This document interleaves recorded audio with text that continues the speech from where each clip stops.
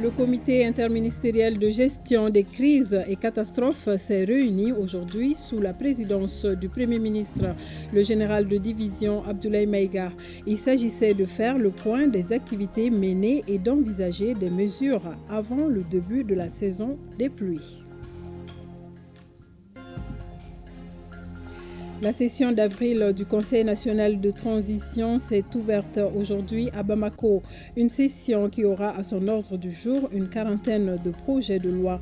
Le président du CNT a saisi l'occasion pour saluer certaines décisions du gouvernement, comme la fermeture des sites d'orpaillage et l'instauration du fonds de soutien aux projets d'infrastructure et de développement. L'ambassadeur d'Algérie au Mali a été convoqué aujourd'hui au ministère des Affaires étrangères. Le ministre Abdoulaye Diop a notifié aux diplomates algériens le mécontentement des autorités maliennes suite à la destruction d'un drone des forces de défense et de sécurité par l'Algérie sur le territoire national. Nous entendrons le ministre Diop. Et dans Focus Santé, nous vous parlerons du cancer colorectal, un cancer qui affecte le côlon ou gros intestin. Comment se manifeste la maladie, comment poser son diagnostic. Koumba Sissé nous donnera plus de détails en fin de journal. Merci d'être des nôtres pour cette tranche d'information. Bonsoir, bienvenue. Dans ce journal que nous débutons par la traditionnelle cérémonie de montée des couleurs ce matin à Koulouba. Présidée par le président de la transition générale d'armée Assimi Goïta. Cet exercice a lieu le premier lundi ouvrable de chaque mois depuis l'accession du chef de l'État à la magistrature suprême. Il s'agit de cultiver l'esprit patriotique et de civisme.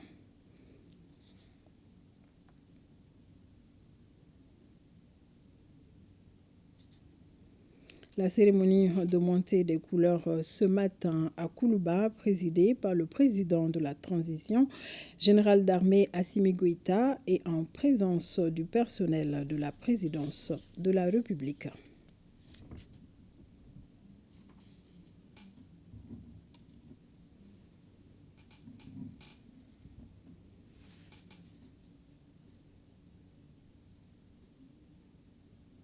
Montée des couleurs ce matin à Koulouba, sous la présidence du chef de l'État.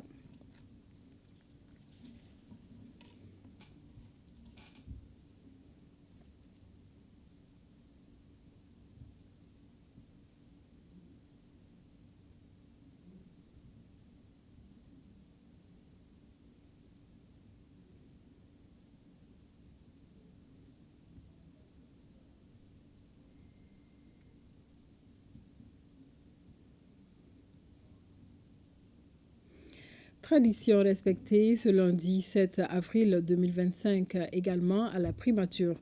Le Premier ministre, ministre de l'administration territoriale et de la décentralisation, le général de division Abdoulaye Maïga, a présidé la montée des couleurs nationales.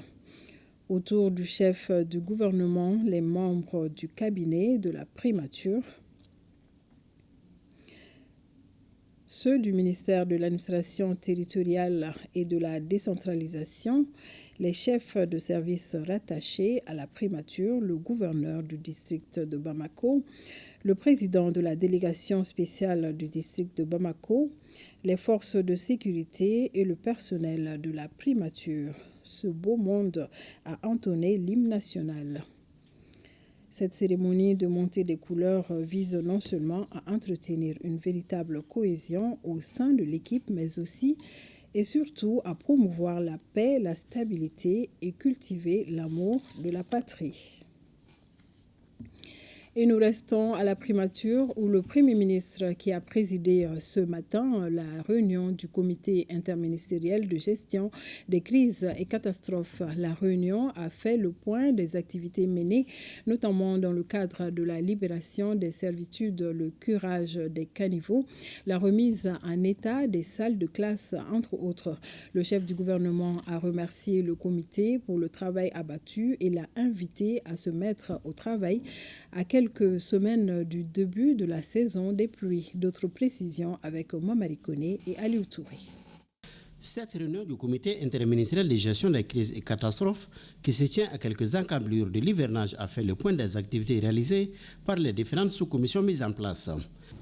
Pour ce qui concerne les activités menées aujourd'hui par la Direction générale de la protection civile, c'est beaucoup plus des activités préventives et anticipatoires, à savoir le processus d'implémentation de l'approche action anticipatoire dans la gestion des risques et catastrophes, le prépositionnement, parce que tout ça c'est un prélude à l'hivernage qui s'approche. Nous avions géré l'hivernage passé, chacun de son côté, chaque département sectoriel a fait le rétex de ce qu'il a pu constater comme avancée et ce qu'il a pu surtout avoir comme difficulté. Et donc il y a dans le sens le prépositionnement des kits d'urgence et des stocks de contingence au niveau des directions régionales, l'analyse des vulnérabilités des communautés exposées au choc climatique, la cartographie toujours des zones inondables. On a déjà une cartographie de certaines zones inondées, mais il faut toujours travailler parce qu'il y a à chaque fois de nouvelles zones inondables. La révision des plans de contingence régionaux et nationaux, la mise en place d'une base de données multisectorielle et multirisques. Les ministres membres du comité ont fait le point de la situation dans leurs domaines respectifs. C'est ainsi que les échanges ont porté sur la libération des servitudes, le curage des caniveaux et les inondations à Bla, entre autres. C'est important que ce comité ne fasse pas que de la gestion, mais que nous intégrons également la composante anticipation, très important, dans tous les domaines. Pour la démolition, j'encourage également M. le ministre des Affaires foncières, avant la fin de la semaine, de voir avec d'autres départements, notamment le ministre de la Sécurité, Madame le ministre des Transports, Madame le ministre de l'Environnement, de rencontrer les autorités et les légitimités traditionnelles et religieuses de Bamako par le canal du gouverneur pour Missabougou. Je voudrais encourager Madame le ministre des Transports à faire une opération de communication pour expliquer un peu les objectifs de cette étude qui est en cours, qui va permettre de régler définitivement le problème, mais en attendant également de présenter l'alternative. L'alternative, c'est le curage de Missabougou, de 2 siphons. Voilà. Concernant également le curage, comme j'ai dit, donc il faut dorénavant une action concertée, conjointe, entre le ministère de l'Environnement et le ministère des Transports et la mairie du district, pour réellement identifier les caniveaux qu'il faut réellement curer afin qu'ils ne puissent pas avoir, disons, d'inondation à Bamako. Moi, je dis en attendant les solutions financières proposées par la Banque mondiale, il faut impérativement une action de curage en urgence également pour Bla. La mise en état du pont de Kassaro en vue du redémarrage du trafic ferroviaire, le contournement de celui de Ouéouéanko, ainsi que la remise en état des salles de classe et des latrines à 600 millions de francs CFA par le gouvernement ont été également évoqués. La reprise du chemin de fer est un engagement présidentiel. Il y a eu beaucoup de fois. Aujourd'hui, le train est là. On ne peut pas être bloqué à cause de ce pont-là. Pour le pont de Ouéouéanko, je pense qu'on a évoqué l'aspect stratégique de ce pont qui est aujourd'hui le seul passage. C'est un passage obligé et c'est dangereux. Pour beaucoup de raisons. Pour des raisons d'intervention, pour des raisons humanitaires, également pour des raisons sécuritaires. Mais s'il y a la voie alternative, donc nous comptons sur le ministère des Affaires foncières de faire une évaluation en termes d'occupation. Le comité a enfin suivi une communication sur le plan d'action de mise en œuvre des nouvelles réformes environnementales. À ce sujet, le chef du gouvernement a sollicité l'implication d'autres départements ministériels dans sa mise en œuvre.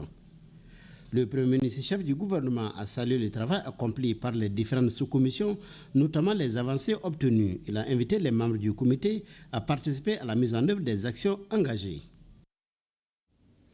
Le droit des consommateurs, une préoccupation des autorités maliennes et de l'UEMOA. C'est dans ce cadre que se tient un atelier de vulgarisation de la directive de l'UEMOA relative à la protection du consommateur dans l'espace communautaire. Le reportage de Mamadou Fane.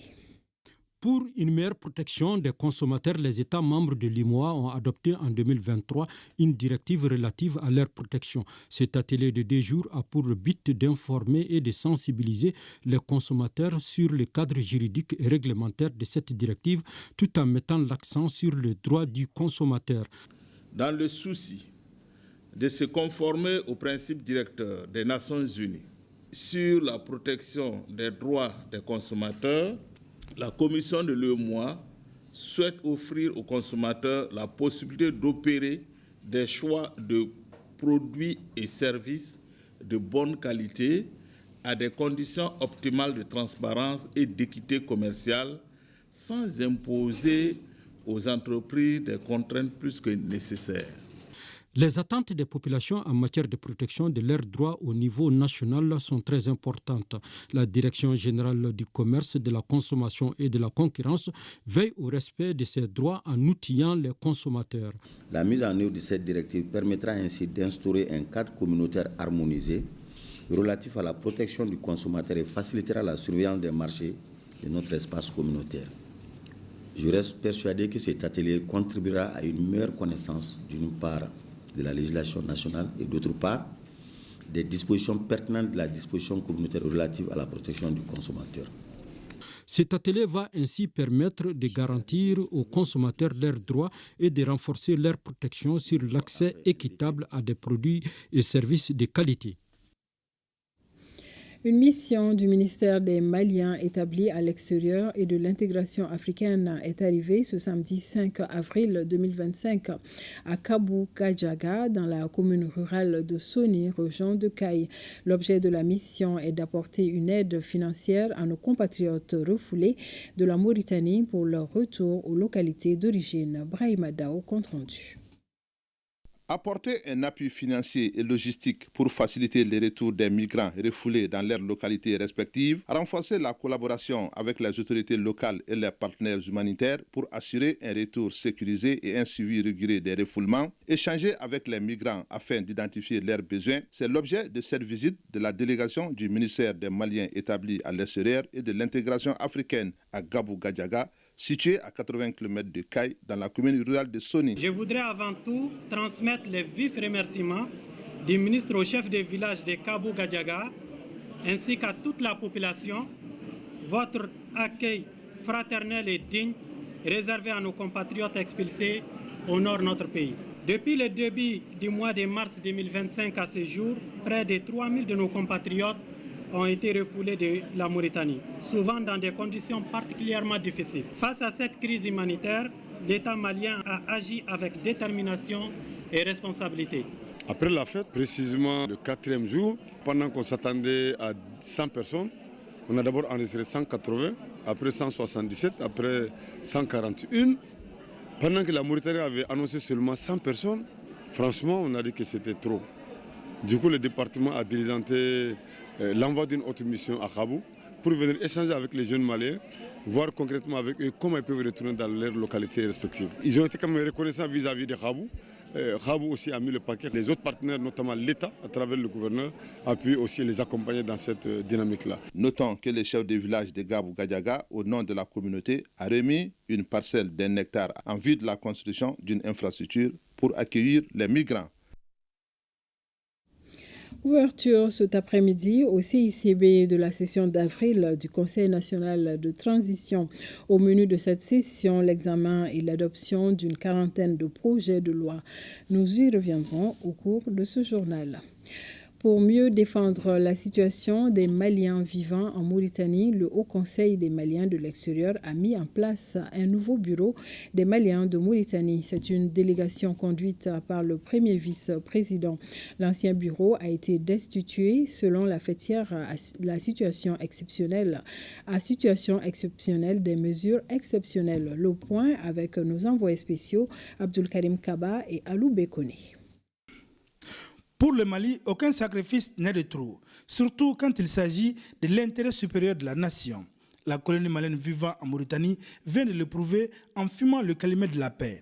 Un nouveau bureau consensuel est mis en place en présence des membres du Haut Conseil des Maliens de l'extérieur. Tout le monde souhaitait vraiment avoir un président des Maliens qui les rapproche non seulement de la mission diplomatique, mais aussi des autorités et du Haut Conseil. Donc, à l'issue de ces consultations, nous avons trouvé un homme respecté et respectueux des principes et des tests, et qui respecte tout le monde, et qui est un homme de consensus à la personne de M. Faraman Doumbia, qui a été désigné comme président en remplacement de M. Ishaka Traoré, qui est désormais exclu de toutes les activités du Haut Conseil des Maliens de l'extérieur. Le bureau de 37 membres est dirigé par Farama Doumbia. Sa priorité, rassembler ses compatriotes afin de donner une belle image du Mali tout en renforçant la coopération avec les partenaires sincères. Le bureau qui vient d'être mis en place va travailler dans le sens d'une meilleure prise en charge des problèmes des Maliens résidant en Mauritanie. Évidemment, en collaboration avec l'ambassade, c'est-à-dire notre représentation diplomatique en Mauritanie ici. La mise en œuvre du plan d'action bénéficiera du soutien du Haut Conseil des Maliens de l'extérieur dans le seul but de promouvoir la vision des autorités de la transition. Le Mali est au-dessus de tout le monde. Nous avons mis le Mali devant. Nous avons fait un appel au sursaut national. Vraiment, nous remercions nos autorités pour avoir envoyé ici une mission qui va évidemment permettre de mettre de l'ordre dans les relations entre la Mauritanie et le Mali. Cette démarche du président du Haut Conseil des Maliens de l'extérieur est saluée et appréciée par la communauté malienne. C'est un bureau de mission. C'est-à-dire que moi je l'appelle comme étant un bureau de mission. Bon, la rectification donc a eu lieu. Maintenant, ce bureau, donc, une fois étant donc élu, ce bureau-là doit prendre en charge toutes les préoccupations, je dis bien, de la colonie mauritanienne vivant ici en Mauritanie. La mise en place de ce bureau, on ne peut qu'être satisfait parce qu'il y avait vraiment de l'épine sous nos yeux, où on peut dire beaucoup de problèmes à résoudre par nous-mêmes sans passer par le bureau parce qu'on n'avait pas d'interlocuteur entre nous. Et les premières impressions, c'est que les membres du bureau, déjà, vous voyez que c'est un bureau de consensus et personne n'a été obligé ou élu par force. C'est venu naturellement et on va soutenir notre président pour relever le défi pour ce mandat, pour qu'il soit vraiment à l'aise dans tout ce qu'il va entreprendre. Pas de temps à perdre. Le nouveau bureau compte s'atteler au travail pour redorer l'image des Maliens. Auparavant, la délégation du Haut Conseil des Maliens de l'extérieur s'était rendue à l'ambassade du Mali pour des civilités. Et parlant de l'affaire du drone des FAMA abattu par l'Algérie dans la nuit du 31 mars au 1er avril 2025, l'ambassadeur d'Algérie au Mali a été convoqué aujourd'hui au ministère des Affaires étrangères. Nous y reviendrons incessamment. Le gouverneur de la région de Bougouni a présidé la journée d'information et de sensibilisation sur la nouvelle taxation des communications téléphoniques et les boissons alcoolisées initiée par le Conseil régional de la jeunesse de Bougouni. Cette journée a été mise à profit pour présenter les attestations et insignes des présidents des conseils communaux de la jeunesse, Abdul Karim Konaté et Djibril Bagayoko. La jeunesse est la force motrice d'une nation. C'est conscient de cela que le Conseil régional de la jeunesse de Bougouni a organisé cette journée de sensibilisation sur la taxation des communications téléphoniques et les boissons alcoolisées. Il s'agit d'amener la population à adhérer à cette initiative des autorités de la transition. Ces mesures, bien que représentant un effort supplémentaire pour les citoyens et les entreprises, visent à mobiliser des ressources essentielles pour financer des projets structurants et améliorer les services publics. L'engagement de la jeunesse malienne à comprendre et à soutenir ces initiatives est crucial. Cette journée de sensibilisation est couplée à la présentation des médailles des athlètes de la région, des élèves de la brigade de citoyenneté première et deuxième cohorte, les attestations et insignes des présidents des conseils communaux de la jeunesse à l'issue de leur formation civique tenue du 11 au 16 février dernier à Bamako, conformément au texte du CNJ Mali. La formation était basée sur la citoyenneté, les droits et les devoirs d'un bon citoyen. Un bon citoyen doit être quelqu'un qui va toujours vers l'information. Aujourd'hui, nous sommes tous interpellés. Quelles que soient nos positions, quels que soient nos niveaux de responsabilité, nous avons ouvert la voie.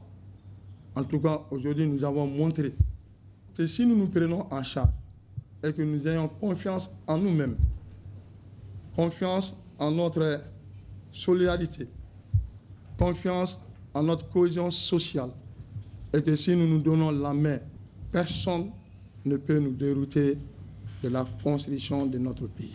Une note d'espoir à l'issue de cette rencontre. Le Conseil régional de la jeunesse de Bougouni se nomme désormais ambassadeur auprès de sa population pour bâtir le Mali.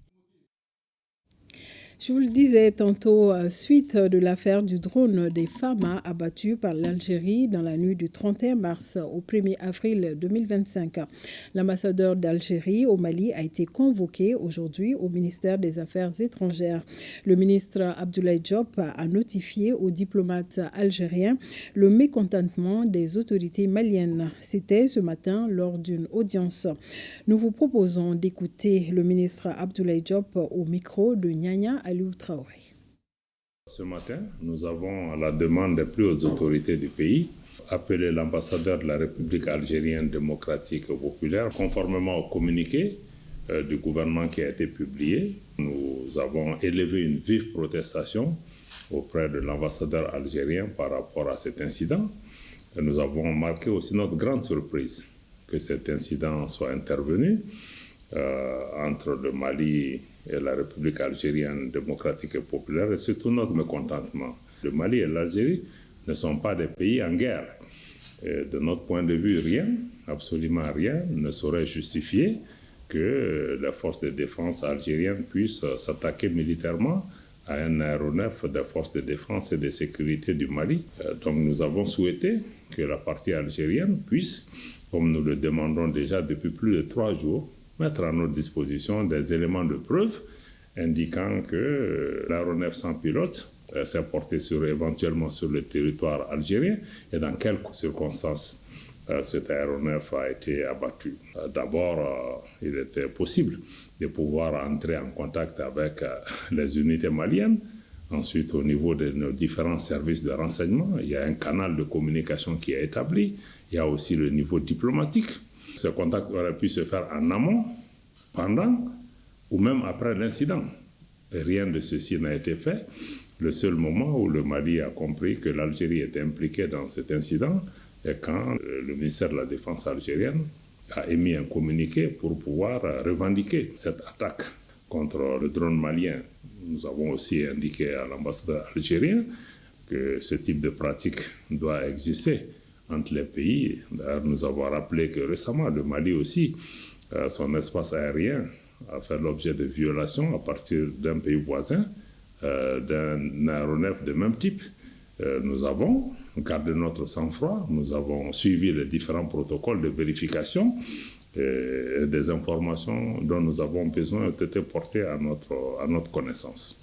Et ensuite, nous avons indiqué qu'aujourd'hui, cette action de l'Algérie a naturellement entravé l'opération des forces de défense et de sécurité.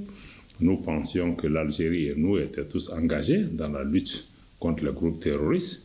Nous trouvons inacceptable que l'Algérie puisse servir de base arrière pour des groupes armés qui ont aujourd'hui revendiqué des attaques terroristes sur le sol malien. Et nous attendons les éléments de preuve de la partie algérienne. Des démarches seront entreprises aussi au plan international pour pouvoir situer les responsabilités.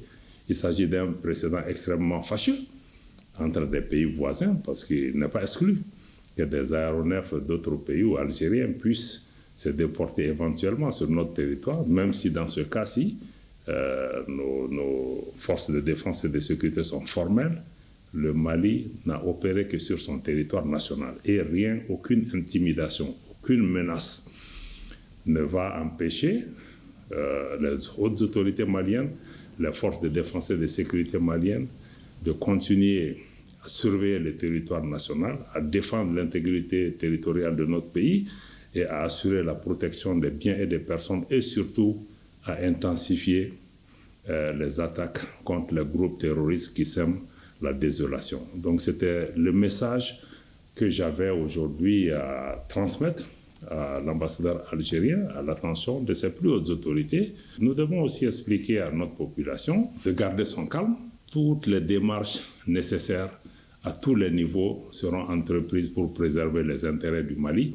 Nous nous félicitons aussi dans ce cadre du fait que l'AES ait pu agir et répondre de façon solidaire conformément au traité de notre organisation.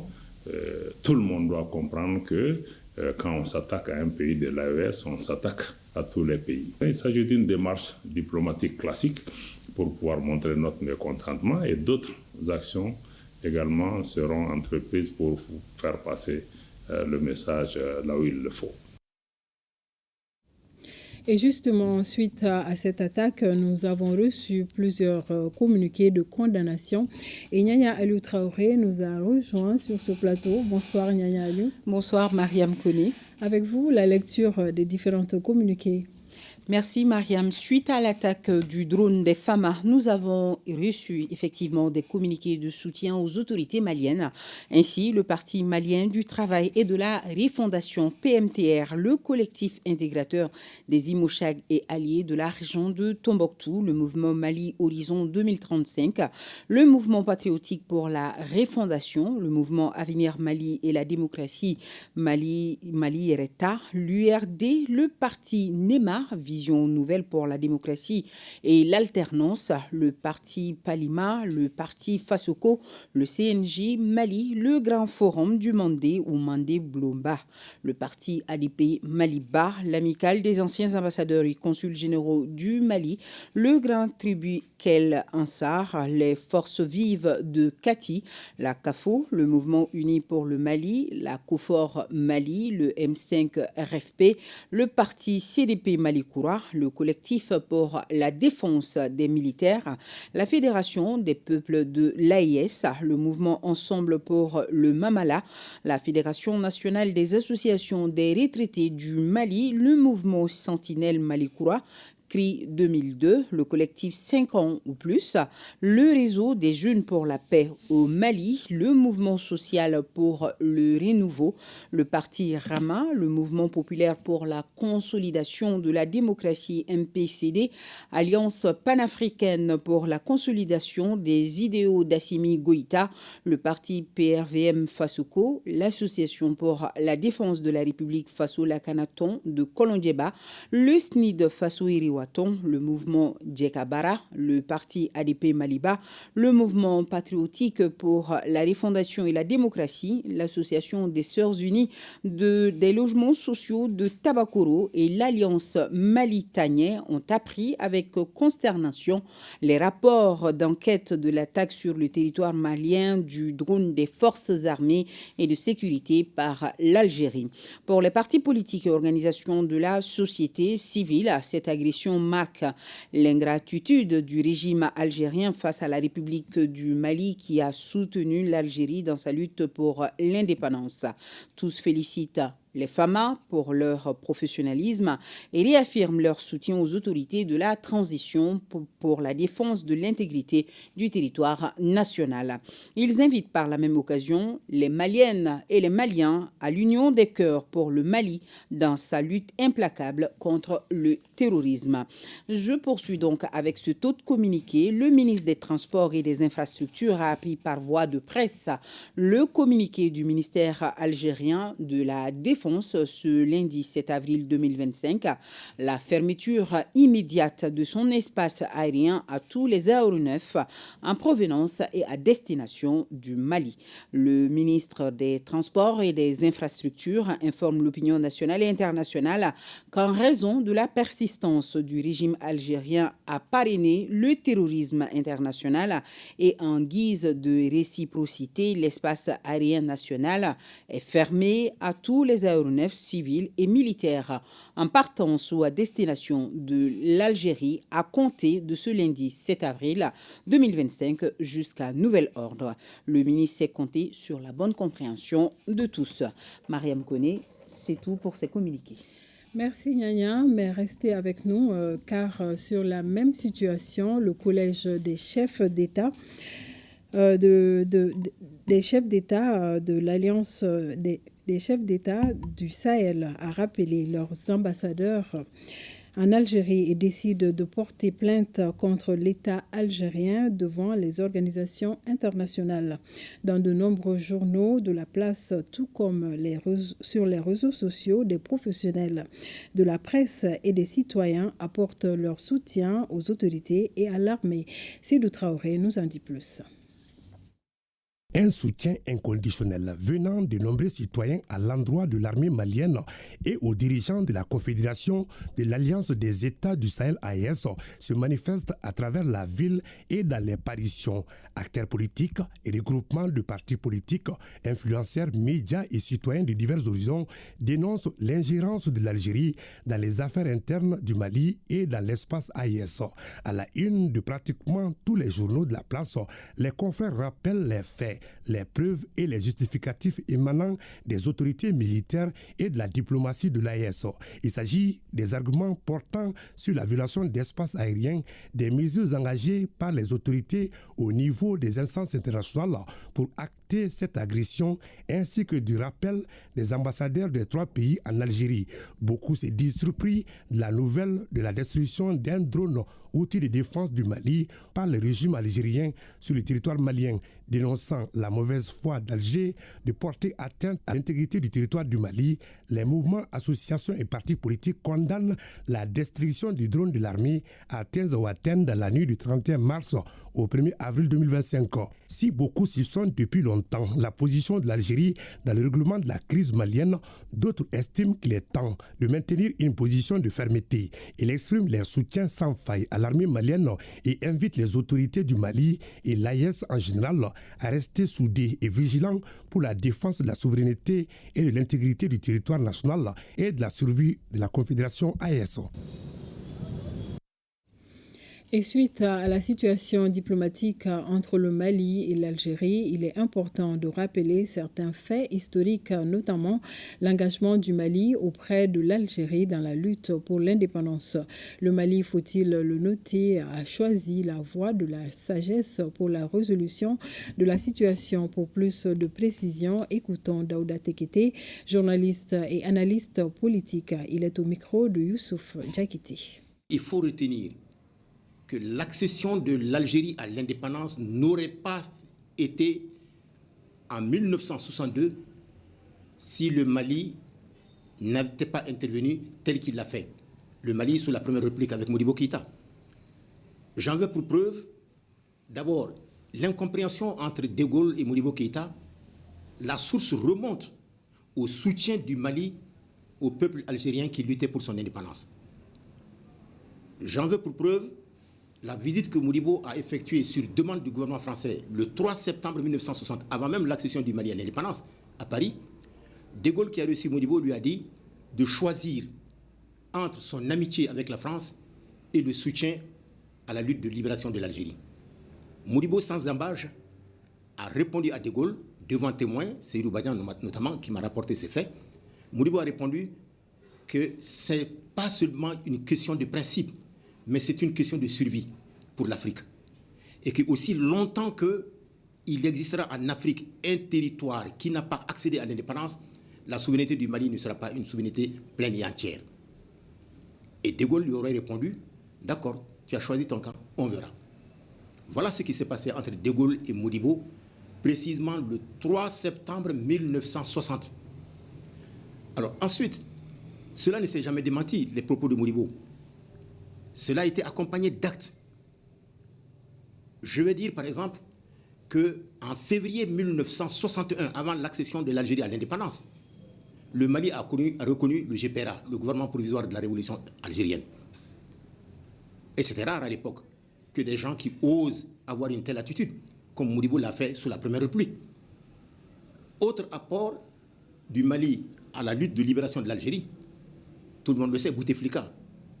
Il a séjourné à Gao avec la bénédiction du pouvoir malien. Et pendant que Bouteflika était au nord pour coordonner les actions de la lutte armée dans le sud de l'Algérie contre la colonisation française, il a bénéficié de tous les moyens dont le Mali disposait à l'époque pour pouvoir appuyer l'Algérie. Quoi par exemple? Toutes les armes qui étaient utilisées dans le sud de l'Algérie dans le cadre de la lutte militaire contre la colonisation française, venaient au port de la Guinée, à Conakry. Et ils étaient acheminés à Bamako.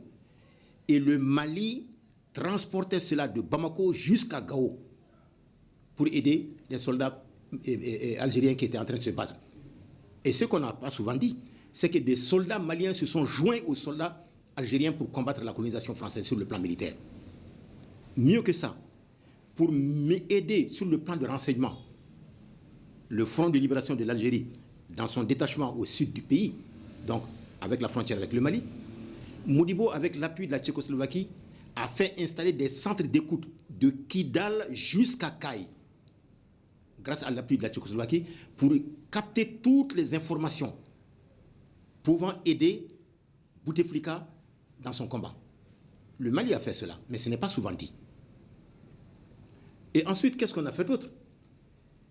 Je rappellerai, par exemple, à l'occasion du 7e anniversaire du déclenchement de la lutte armée de l'Algérie, le 1er novembre 1954, donc le 7e anniversaire, c'était le 1er novembre 1961. L'Algérie n'avait pas encore accédé à l'indépendance.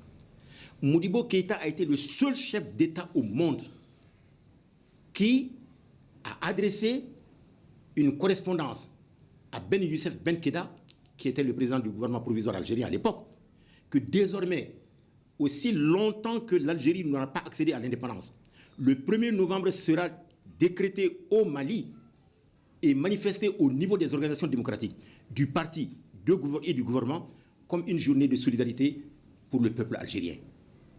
Et ce même jour, Modibo a adressé une correspondance, un message à De Gaulle, message écrit, pour dire qu'il est temps que la France se retire de l'Algérie et accepte que le peuple algérien accède à sa souveraineté pleine et entière. Parce que ce combat que le gouvernement français est en train de mener contre l'Algérie est un combat sans issue. Qu'un jour viendra où l'Algérie aura accédé à l'indépendance. Mais que pour que les rapports ne s'enveniment pas, ne se détériorent pas au moment de l'accession de l'Algérie à l'indépendance, que De Gaulle a tout intérêt aujourd'hui de proclamer l'indépendance, d'accepter que l'Algérie proclame son indépendance. C'est Modibo qui a fait cela. Voilà, un lien historique très fort. Et l'actualité, c'est aussi l'ouverture cet après-midi au CICB de la session d'avril du Conseil national de transition. Au menu de cette session, l'examen et l'adoption d'une quarantaine de projets de loi. Le président de l'institution s'est dit optimiste quant au retour à l'ordre constitutionnel avant de saluer certaines décisions prises par le gouvernement.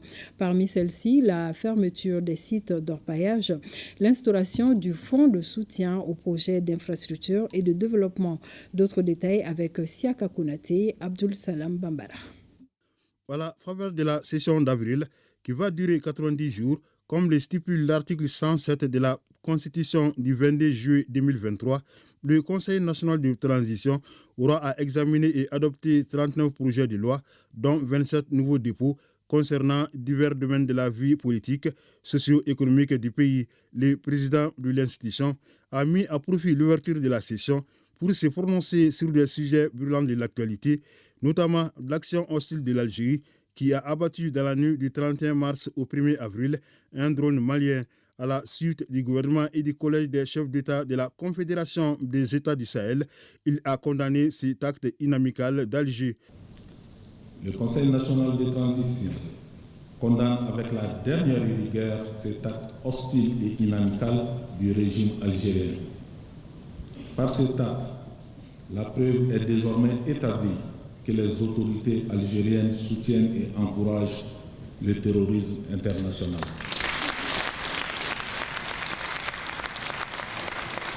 Nous exigeons que les autorités algériennes mettent immédiatement fin aux actions d'ingérence et de déstabilisation, qu'elles respectent les engagements bilatéraux et multilatéraux et qu'elles se joignent de manière constructive aux efforts régionaux pour la paix et la sécurité.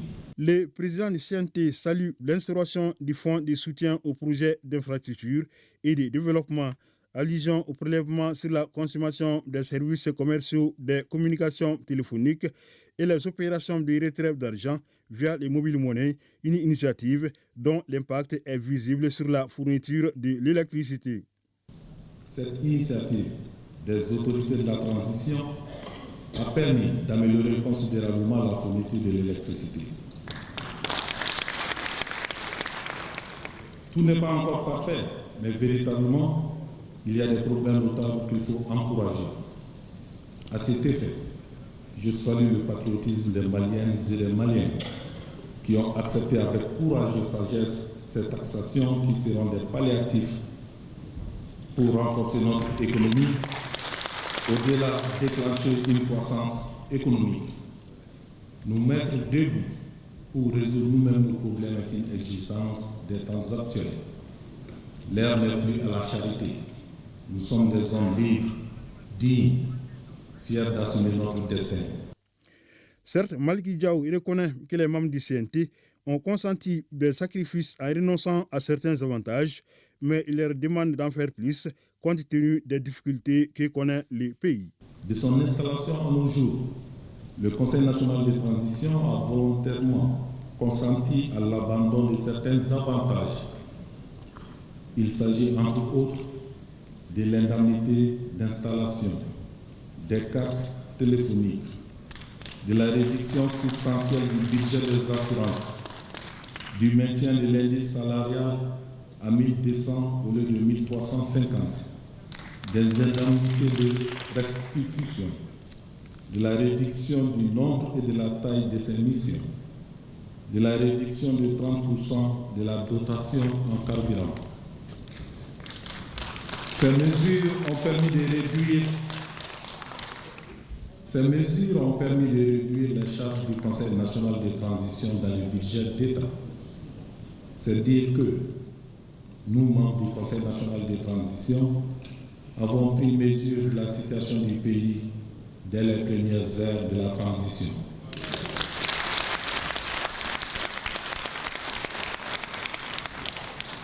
Cependant, toujours dans un souci de recherche d'équilibre entre l'octroi des désavantages et la soutenabilité des ressources disponibles, dans le cadre d'une restriction des dépenses publiques et compte tenu des difficultés socio-économiques du pays, je vous demande encore une fois de plus, chers membres du Conseil national de transition, de voir dans la mesure du possible comment renoncer à certains avantages en nous inscrivant davantage dans les actions de réduction du train de vie de l'État. Les autorités de la transition réussiront le combat générationnel qui consiste à sécuriser et protéger le Mali, réussir les réformes politiques, institutionnelles et économiques. Conviction du général de corps d'armée Maliki Diaw, paraphrasant le président de la transition.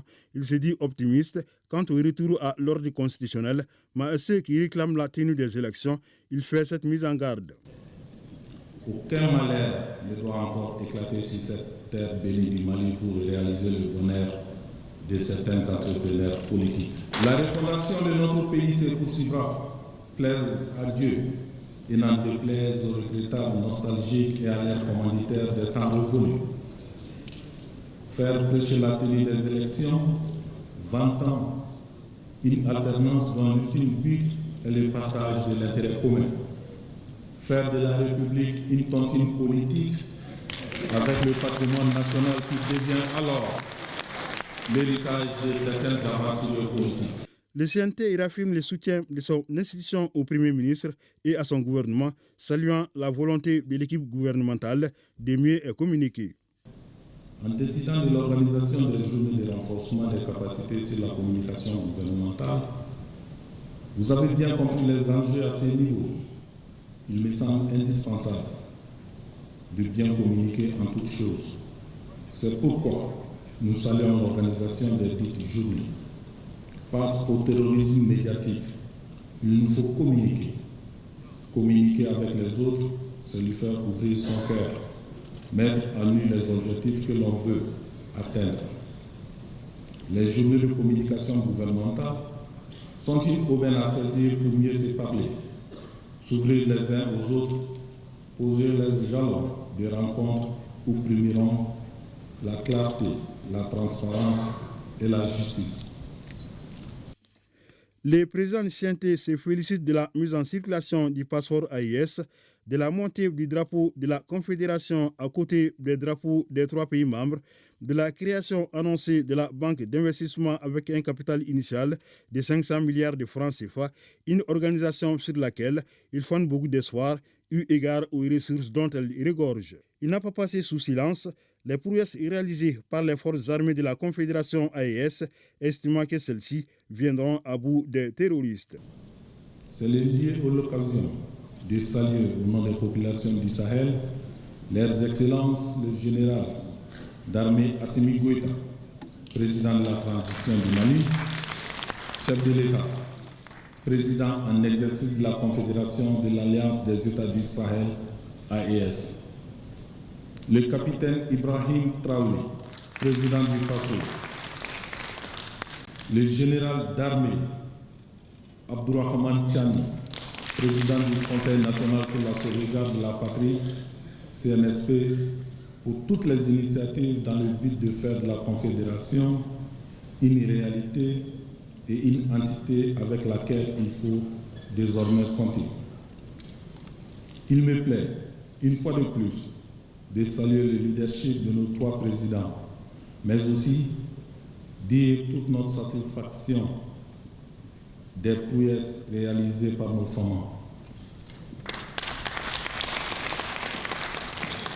Les forces coalisées des pays du Sahel continuent de terroriser les terroristes partout, à travers le Burkina Faso, le Mali et le Niger, et cela dans le strict respect du droit international humanitaire. Le CNT salue la fermeture des sites d'orpaillage, le lancement du processus de désarmement, démobilisation et réinsertion, une volonté politique devant favoriser la paix et la réconciliation nationale. Concernant la situation des Maliens vivant en Mauritanie, il encourage la voie du dialogue. Auparavant, le président du CNT avait rappelé les activités menées pendant l'intercession, organisation d'ateliers, participation à des rencontres internationales, validation du texte sur le fonctionnement du Parlement. Une minute de silence a été observée en la mémoire des victimes civiles et militaires de la crise sécuritaire et de l'honorable Atma Gakou, membre du CNT décédé il y a quelques jours. Et un mot de santé, l'Office national de la santé, de la reproduction et ses partenaires comme l'OMS étaient avec les journalistes ce lundi pour parler de la célébration de la Journée mondiale de la santé. Le thème retenu cette année est une santé à la naissance pour un avenir plein d'espoir. Le point de la conférence de presse avec Fantama Magnentao. La Journée mondiale de la santé est célébrée chaque année le 7 avril. Cette année, la dite journée va marquer le lancement de la campagne annuelle sur la santé de la mère et du nouveau-né. D'où la tenue de cette conférence de presse organisée par l'Office national de la santé et de la reproduction, ONASR et ses partenaires comme l'OMS. L'objectif, mettre les journalistes au cœur des activités de la santé, sensibiliser et informer l'opinion nationale et internationale sur les décès maternels et néonatals. Nous sommes dans la journée mondiale de la santé aujourd'hui. C'est à l'occasion de la célébration de cette journée qu'on a tenu à organiser cette conférence de presse pour édifier, pour mobiliser la presse, pour que la presse accompagne le ministère de la Santé, pour que les jours à venir, les mois à venir, que les populations puissent avoir le maximum d'informations et de bonnes informations sur leur santé, sur leur bien-être. Le thème de la Journée mondiale de la santé de cette année est « Une bonne santé à la naissance pour un avenir plein d'espoir ». Ce que l'OMS en tout cas préconise, c'est de ne laisser aucun enfant ou bien aucune personne de côté. Dans ce cas, il faudra quand même faire les soins continus depuis la naissance jusqu'à la vieillesse. L'OMS préconise aussi de faire la continuité des services et faire l'intégration des services pour pouvoir en tout cas réduire les taux de mortalité qui sont élevés et puis les taux de mortalité maternelle et aussi les taux de mortalité néonatale qui sont élevés. La santé de la mère et du nourrisson constitue le pilier de famille et d'une communauté en bonne santé. Et transition toute trouvée, le nouveau plan multisectoriel 2025-2029 de la santé et de la reproduction des adolescents et des jeunes sera bientôt mis en application. Le document qui est élaboré par les responsables de l'Office national de la santé et de la reproduction vient d'être approuvé par les parties prenantes de l'Office et ses partenaires. C'était au cours d'une session de 3 jours ici à Bamako. Batraoré. Les mariages forcés, les grossesses précoces ou indésirées, les troubles mentaux sont entre autres problèmes auxquels les jeunes et adolescents du Mali sont aujourd'hui confrontés. L'ONASER, Office national de la santé et de la reproduction, veut apporter sa contribution face à cette problématique. Le nouveau plan multisectoriel de la santé des adolescents et jeunes était proposé aux parties prenantes pendant 3 jours pour validation. Nous sommes dans un pays conservateur qui a ses valeurs et la communication entre parents et jeunes sur des questions de sexualité est très difficile. Quand vous regardez les drafts de ce plan, vous allez voir que tout a été pris en compte. Les adolescents et les jeunes du niveau rural, du niveau urbain, tout le monde a été pris en compte en regardant les propositions des interventions sur les différents axes qui ont été donnés. Et ça, c'est positif. Les responsables de l'ONASER venus de toutes les régions du Mali et leurs partenaires ont échangé à fond sur ce nouveau plan sectoriel 2025-2029 en vue de l'adopter aux réalités du moment. Nous savons qu'il ne suffit pas d'avoir un bon plan. Ce qui compte désormais, c'est de le mettre en œuvre avec la rigueur et l'engagement nécessaires. La réussite de cette initiative dépendra de l'engagement constant de chaque acteur ici présent, ainsi que de l'intégration de ce plan dans les actions quotidiennes de nos institutions. La mise en place d'un mécanisme de suivi et d'évaluation robuste, la mobilisation des ressources nécessaires et la participation active des jeunes eux-mêmes seront des éléments clés pour atteindre les objectifs que nous nous sommes fixés. Après l'aval des parties prenantes et des partenaires de l'ONASER, le document doit faire l'objet d'une large diffusion auprès du grand public selon les responsables de l'Office. Et pour parler toujours santé, la rédaction s'intéresse au cancer colorectal. Cette maladie attaque le côlon et se manifeste par l'anémie, la douleur abdominale atroce, la diarrhée, la constipation, entre autres. Comment se manifeste la maladie? Comment poser son diagnostic? Koumba Sissé et Adama Traoré sont allés à la rencontre d'un cancérologue qui nous donne plus de détails. Suivons. Le risque de développer un cancer colorectal survient avec l'âge et la plupart des cas à partir de 50 ans. D'autres facteurs de risque sont le tabagisme, le manque d'exercice physique, l'obésité ou encore l'alcoolisme. À cela s'ajoutent les antécédents familiaux.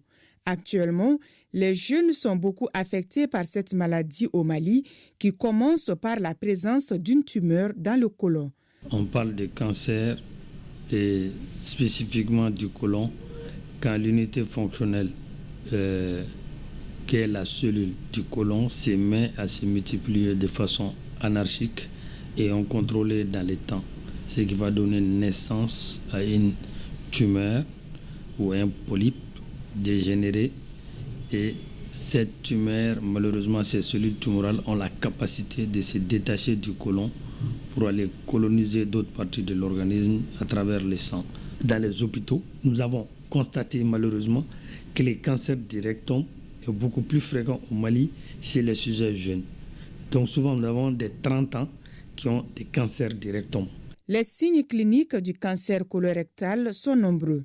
Les cancers du côlon, généralement, se manifestent généralement par une anémie. Et souvent, à un stade avancé de l'anémie, les gens auront même du mal à marcher et avoir des difficultés respiratoires qu'on appelle dyspnée d'effort. Et ensuite, dans le côlon, il peut y avoir des constipations chroniques. Et chez certaines personnes, au contraire, c'est une alternance de constipation et de diarrhée. Et ensuite, l'un des signes, ça peut être des douleurs abdominales atroces, surtout quand on va à la selle, ou des saignements pendant les selles. Si les médecins soupçonnent le cancer du côlon chez un patient, le premier examen à faire est la coloscopie. La coloscopie, c'est l'examen qui permet d'aller voir tout l'intérieur du côlon. Et ça va voir s'il y a une tumeur, quel est le degré, est-ce que ça obstrue la lumière du côlon, quelle est la taille, est-ce que ça saigne, est-ce que ça ne saigne pas. Et le gastro-entérologue, pendant cet examen, va faire ce qu'on appelle une biopsie. C'est un prélèvement de la tumeur.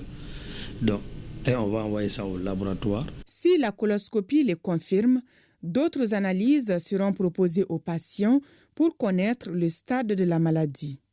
Le médecin va faire le point de l'état général de santé du patient et surtout classifier la tumeur ou les cancers. Donc c'est pour ça les gens se plaignent qu'une fois après un examen, on va demander un autre examen.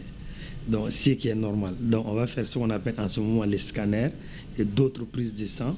En fonction des phases, le traitement peut être médicamenteux, chirurgical, chimiothérapeutique ou radiothérapeutique. Si c'est un stade 1-2 généralement, on passe d'abord par la chirurgie. Donc ensuite, si la maladie est en stade 3, c'est-à-dire localement avancé, généralement on commence par la chimiothérapie. C'est un complément à la chirurgie pour donner les meilleures chances de guérison aux patients qui ont le cancer colorectal. Quand on prend le rectum, qui est l'extrémité terminale du côlon, donc ça c'est un peu spécifique. Dans le rectum, la radiothérapie occupe une place importante. Donc les traitements se situent autour de la radiothérapie. Déjà, on peut faire la radiothérapie associée à la chimiothérapie. Dans certains cas, on traite seulement les tumeurs du rectum, surtout le bas rectum, par la radiothérapie associée à la chimiothérapie et qui peut assurer la guérison du patient. Il y a ce qu'on appelle actuellement les thérapies ciblées et l'immunothérapie, qui sont des médicaments de plus en plus intelligents, spécifiques quand on connaît les mécanismes de la cancérogénèse du cancer du colorectal, qu'on peut ajouter au traitement de la chimiothérapie classique. Après une chirurgie ou bien la radiothérapie du rectum, il faut que la personne puisse aller à la selle normalement. Et ensuite aussi, chez les hommes surtout, ça tient compte parce qu'il y a beaucoup de nerfs qui passent à côté du rectum, de l'efficacité aussi d'une vie activité sexuelle. Le cancer du côlon ou du rectum peut être guéri s'il est détecté tôt. Seule la coloscopie permet de poser le diagnostic. Et le RTM a lancé officiellement ce 7 avril la nouvelle grille 2025 de ORTM 1 et 2, la radio nationale et la chaîne 2. Une grille très riche et variée qui prend en compte les aspirations du peuple malien en termes d'innovation avec un accent particulier sur les langues nationales. Ces nouvelles émissions prennent en compte les questions de santé, de l'environnement et de divertissement. Pour plus de précision, écoutons Hassan Baba Djambélé, directeur général de l'ORTM, au micro de Boubacar Bablé Touré. Nous sommes à la veille du lancement de la nouvelle grille de l'ORTM sur l'ensemble de nos médias. Si je dis l'ensemble de nos médias, il s'agit de la grille au niveau de la radio nationale, de la chaîne 2, de ORTM 1 et de ORTM 2. Qui parle de lancement de grille parle généralement d'innovation. Au niveau de la radio nationale, il n'y a pas grand bouleversement dans le programme établi. Ce qu'on peut noter et ce qui, à mon avis, paraît très essentiel, c'est un nouveau magazine qu'on va introduire au niveau des programmes de la radio nationale qui parle de l'administration et nous. C'est une émission qui permet vraiment aux citoyens de comprendre un peu comment fonctionne l'administration, parce que nous avons compris quand même qu'à ce niveau, il y a vraiment un déficit et qui fait que très souvent, les citoyens ont la peine à pouvoir assurer vraiment les démarches administratives. Donc il était important, à mon avis, pour la radio nationale en tout cas, de mettre en place cette émission. Il y a également une nouvelle émission qu'on va introduire sur l'environnement immédiat des citoyens, ce qu'on appelle Sigiko. Sigiko, ça veut dire tout ce qui peut toucher à la cohabitation, tout ce qui peut toucher aux activités dans les quartiers, dans les communes. Donc ça, c'est vraiment une émission qui s'intéresse justement à ces aspects-là. Et enfin, la dernière nouveauté au niveau de la radio nationale, c'est la parole qu'on va donner aux paroliers pour nous expliquer un peu les pans de la culture, les pans de l'histoire assez riches de notre patrimoine. Comme vous le savez, le président de la transition, chef de l'État, le général d'armée Assimi Goïta, a mis l'année 2025 comme année de la culture.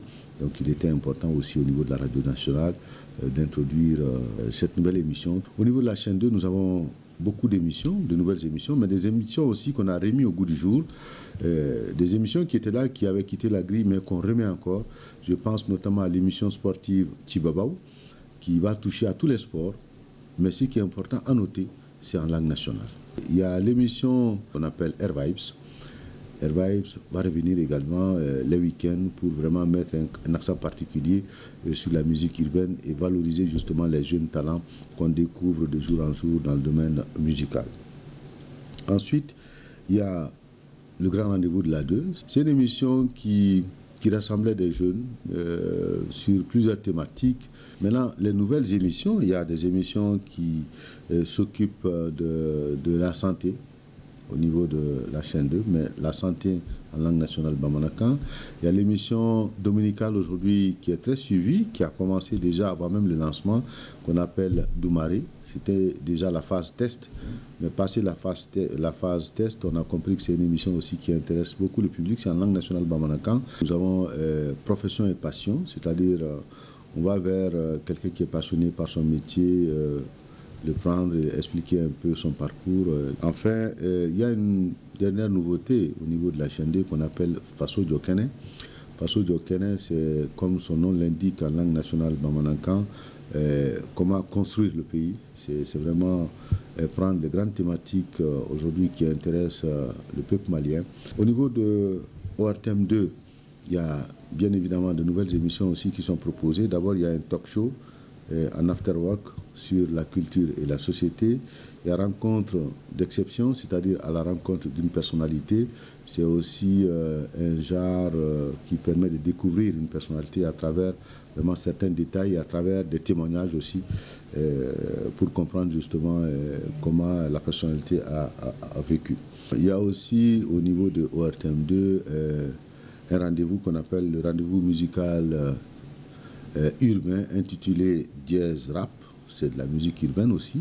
Maintenant sur ORTM 1, nous avons voulu vraiment mettre un accent particulier sur la langue nationale, comme souhaité d'ailleurs par nos chefs d'État, et pour que le grand public puisse comprendre un peu les grandes orientations, les grandes tendances, et surtout expliquer de fond en comble tout ce qui peut intéresser le peuple malien aujourd'hui. Donc au niveau de la santé, il y a une émission qui va s'intéresser à la santé en langue nationale bamanakan, tout comme ce que nous faisons aujourd'hui au niveau de la chronique santé dans le journal par exemple. Il y a aussi au cœur de nos traditions qui va parler justement de culture. Comme je l'ai dit, au niveau de... c'est un intérêt national aujourd'hui, vu que le président de la transition quand même a décrété 2025 années de la culture. Donc, on va parler de culture de fond en comble au cœur de nos traditions. C'est dans les programmes. Sans oublier que dans le journal, tous les dimanches, aujourd'hui, nous avons ouvert quand même une tranche sur la culture qui passe 15 minutes environ pour mettre un accent particulier justement sur cette volonté du chef de l'État. Ensuite, il y a des émissions sur l'environnement. Comme vous le savez, il y a aujourd'hui quand même, il faut le reconnaître, le changement climatique qui nous guette, c'est des réalités qui sont là. Donc il est important d'alerter justement la population et de faire en sorte que les gens soient avertis par rapport au changement climatique. Vous avez vu tous les dégâts causés par les inondations l'année dernière, donc il est bon de préparer le public et pour nous éviter justement ces drames. Ensuite, il y a un magazine très important quand même, 52 minutes pour savoir, c'est en français, un magazine d'enquête pour vraiment aller en profondeur des sujets qui intéressent le public malien. Je donne un exemple. Très souvent, vous voyez aujourd'hui la douane qui fait des saisies sur des produits avariés, mais il est important de savoir déjà comment ces produits arrivent sur le territoire malien, savoir quels sont les dégâts que ces produits peuvent causer et vraiment rentrer en profondeur. Ensuite, il y a au cœur de l'AIS. Nous sommes aujourd'hui dans le cadre d'une confédération et qui parle de confédération, parle d'intégration des peuples. Et pour renforcer cette intégration, il y a ce qu'on appelle un magazine au cœur de l'AIS qui va sortir justement tous ces aspects qui nous lient. C'est-à-dire qui, vous savez, le Mali, le Niger et le Burkina, nous avons tellement de similitudes. Il s'agit de faire ressortir ces similitudes-là et faire comprendre à nos peuples aujourd'hui qu'en réalité, c'est vraiment le même espace géographique. Ensuite, il y a la chronique judiciaire. Aujourd'hui, la chronique judiciaire est en français dans le journal, mais on va également amener la chronique judiciaire en langue nationale bamanakan pour permettre à ce que tous les Maliens comprennent justement les contours de la justice. Il y a aussi ce qu'on appelle talent caché. 26 minutes pour découvrir un talent. C'est un magazine aussi qui va à la rencontre des talents, comme son nom l'indique, pour montrer l'exemple à la population. Voilà un peu grosso modo ce qu'on peut retenir dans la nouvelle grille 2025 de l'ORTM.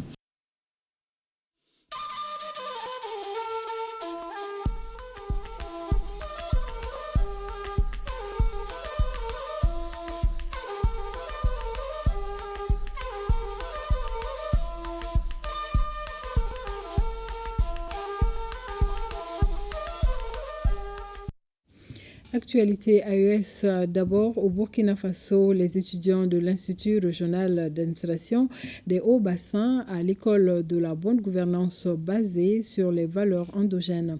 Une initiative du secrétariat permanent du mécanisme africain d'évaluation par les pairs. C'est à la faveur d'une conférence publique tenue sur le thème gouvernance et souveraineté, réinventer les modèles de développement à partir des valeurs endogènes. La cérémonie d'ouverture avec Kassoum Milogo et Siriki Milogo. Créé en 2003 pour promouvoir la bonne gouvernance et le développement durable au sein des États africains, les actions du MAEP, mécanisme africain d'évaluation par les pairs, sont peu connues du grand public. À cette conférence publique, il est question d'entretenir les pensionnaires de l'Institut régional d'administration des Hauts-Bassins sur comment réinventer les modèles de développement à partir des valeurs endogènes. Le mécanisme africain d'évaluation par les pairs a voulu en tout cas venir échanger avec ces étudiants-là pour faire connaître le mécanisme et pour leur inculquer les mécanismes de gestion et de gouvernance. Il s'agit donc de leur faire comprendre qu'il faut réinventer les modèles de gestion de notre administration en nous référant à nos valeurs endogènes. Nous sommes dans un tournant assez décisif de l'histoire de notre pays. C'est important que ceux qui vont être les fonctionnaires de demain puissent comprendre que pour développer notre pays, il faut qu'on s'appuie sur les valeurs endogènes. Autrement dit, il faut qu'on s'appuie sur nos propres ressorts. Un thème en phase avec la vision du développement endogène des autorités du pays. Beaucoup d'auteurs, beaucoup d'acteurs politiques pensent que le problème du sous-développement de l'Afrique provient justement des mécanismes d'endettement de l'Afrique.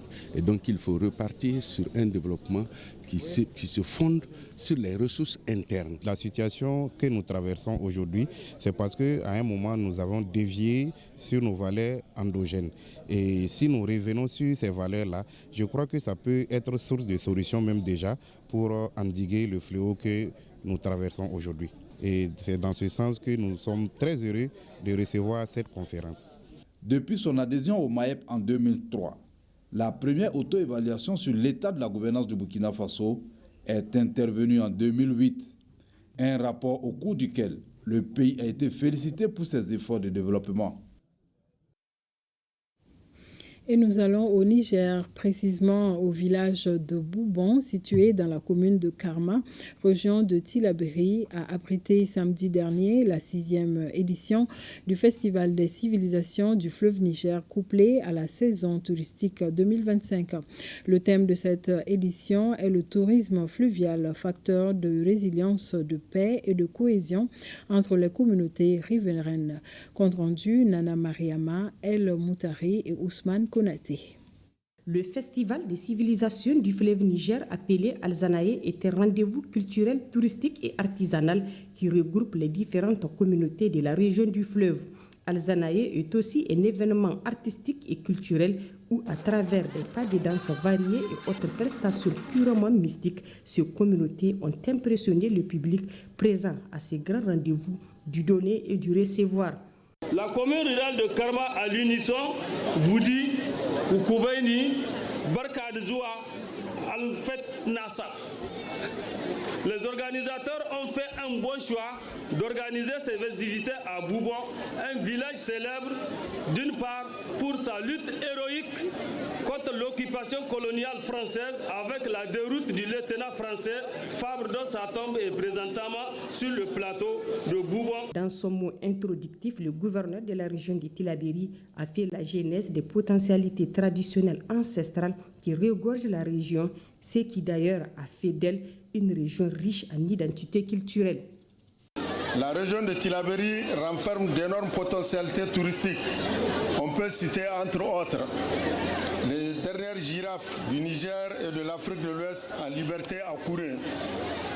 Le parc du W, qui constitue en Afrique surano-sahélienne un réservoir exceptionnel de biodiversité.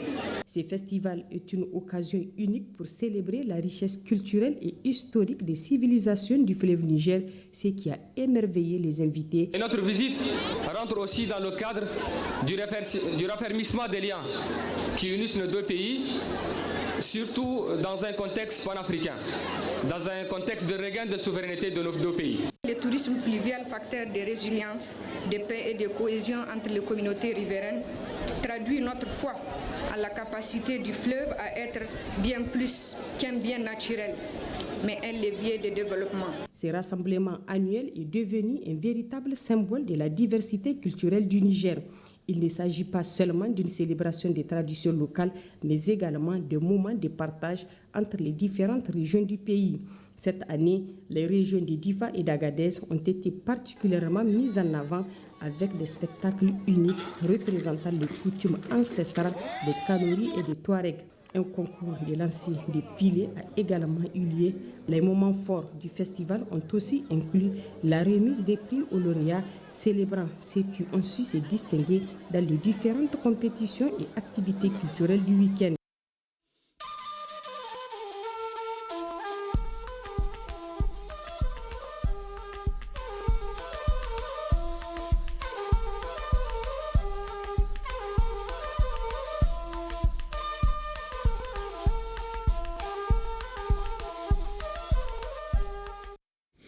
Et c'est ce qui referme cette édition. Merci de nous avoir suivis et très bonne suite en compagnie de notre nouvelle grille. Bonsoir.